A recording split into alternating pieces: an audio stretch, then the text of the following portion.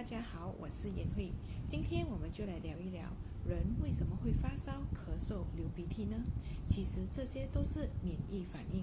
因为我们的免疫系统的其中一个功能，也就是抵抗功能，就是抵抗外来的细菌病毒。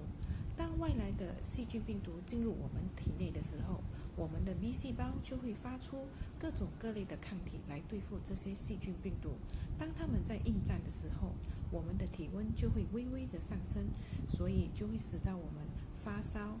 而这些 B 细胞呢，在我们一生人当中会产生11种不同的抗体，来对付我们每天所会面对的细菌病毒。而这些抗体呢是有记忆功能的，意思就是说，当下一次同样的细菌病毒在进入我们的体内的时候，它就能很快的打败这些细菌病毒。当这些抗体把这些细菌病毒打败之后呢，就会变成垃圾和残渣，再透过我们的免疫系统的第二个功能，也就是清除功能，把它们排出体外。它们会通过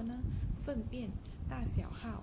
咳嗽、汗水等排出我们的体外。也就是说，可能我们咳嗽的时候有痰，而这些痰就是垃圾，它就会通过这些痰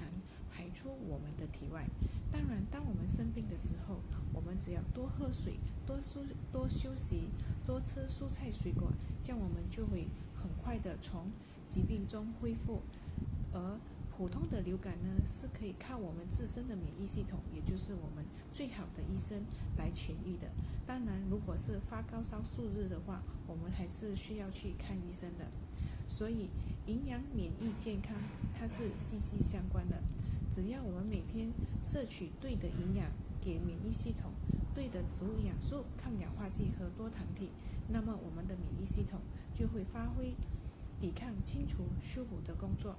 好了，关注我，我们一起照顾健康，谢谢。